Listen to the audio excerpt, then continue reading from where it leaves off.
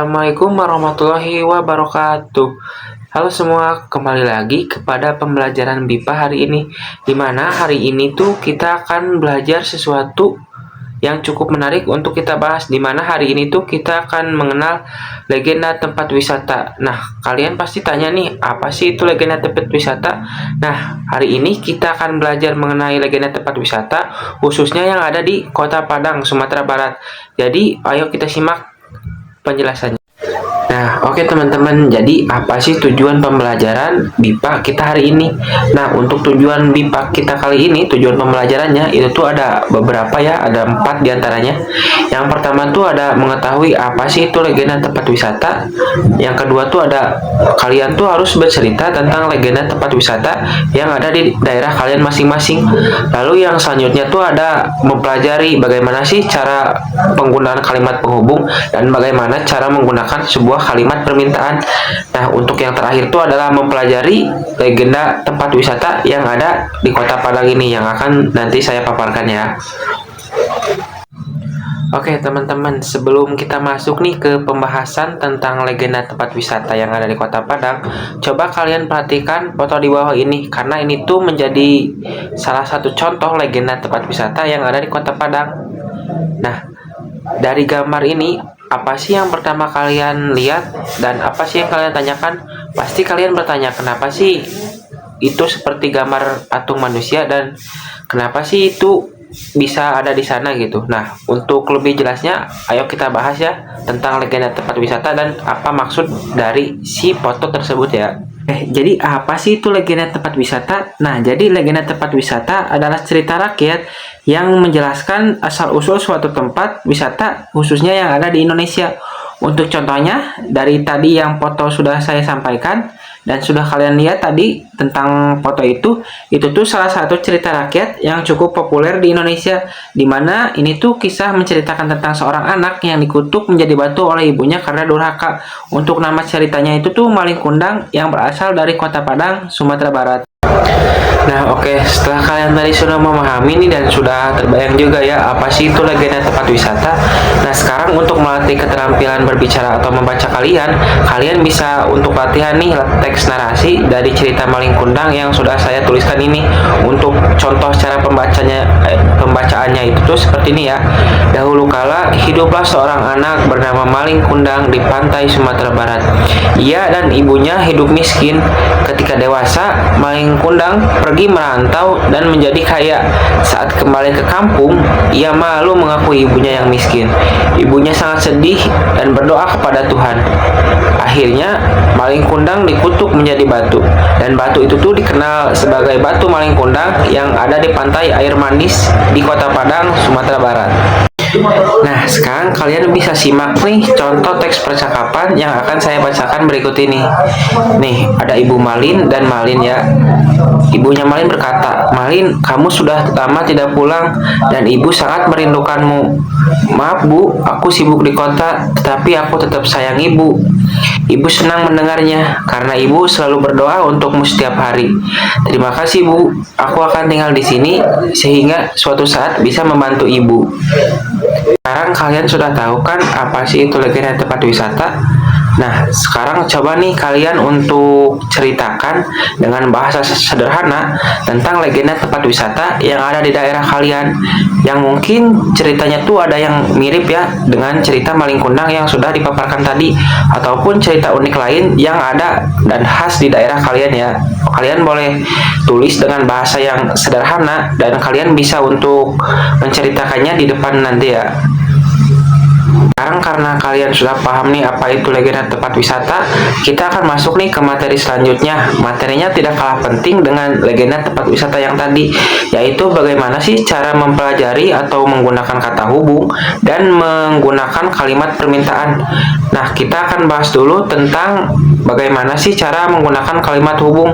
Nah, di sini tuh ada beberapa ya contohnya dalam bahasa Indonesia. Yang pertama tuh ada sehingga, tetapi, karena, lalu, dan juga yang terakhir itu ada dan. Nah, yang pertama nih, kata sehingga digunakan untuk menyatakan akibat. Yang tetapi itu digunakan untuk menyatakan pertentangan. Sedangkan untuk yang karena itu tuh menyatakan sebab, dan yang lalu menyatakan urutan peristiwa, dan yang terakhir dan itu tuh untuk menambah informasi. Nah, untuk contoh kalimatnya tuh seperti ini ya. Ibu memasak di dapur tetapi ayah malah pergi keluar.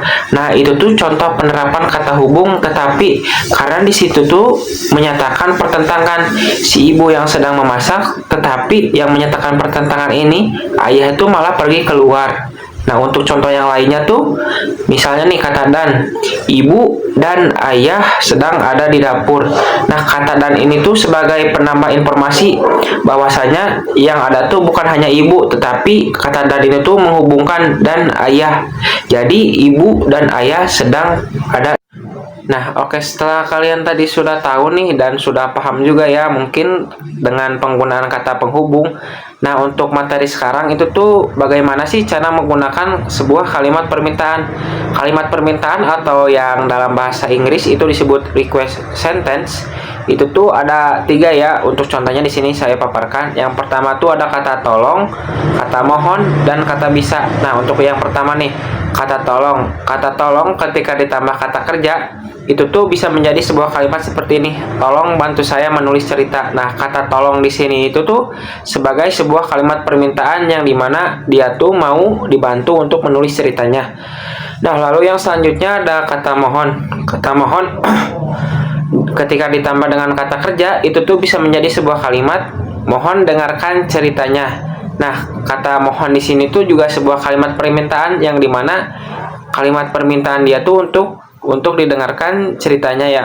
Untuk yang ketiga tuh ada kata bisa plus kata kerja. Nah, kata bisa ketika ditambahkan dengan kata kerja itu tuh bisa menjadi sebuah contoh kalimat seperti ini. Bisa ceritakan lagi tentang legenda itu. Nah, kata bisa di sini tuh sebuah kalimat permintaan juga ya. Yang dimana dia tuh disuruh menceritakan kembali tentang legenda itu. Nah, oke, setelah kalian tadi sudah paham nih dan sudah mengetahui bagaimana penggunaan kalimat penghubung dan bagaimana cara menggunakan kalimat permintaan. Nah, untuk berlatih pemahaman kalian tentang kalimat penghubung dulu ya. Kalian bisa untuk jawab nih 2 pertanyaan yang sudah saya tuliskan ini. Yang pertama tuh ada, Malin ingin pulang ke kampung titik-titik, ia takut pada ibunya. Apakah jawabannya itu yang A, yang dan, B tetapi, atau C yang karena? Kira-kira jawabannya yang mana nih? Nah, untuk jawabannya tuh yang B tetapi, karena di sini jelas ya, Malin ingin pulang ke kampung tetapi ia takut pada ibunya. Nah, untuk yang soal nomor 2 nih, ibunya berdoa kepada Tuhan titik-titik hatinya sangat sedih. Apakah yang A dan B tetapi, atau C yang karena? Kira-kira jawabannya yang mana nih? Nah, untuk jawabannya tuh yang C, karena kan tadi karena tuh digunakan untuk sebab. Ininya tuh jelas ya, soalnya tuh ibunya berdoa kepada Tuhan. Nah, kenapa sih ibunya itu berdoa kepada Tuhan? Nah, jawaban C tuh karena hatinya sangat sedih.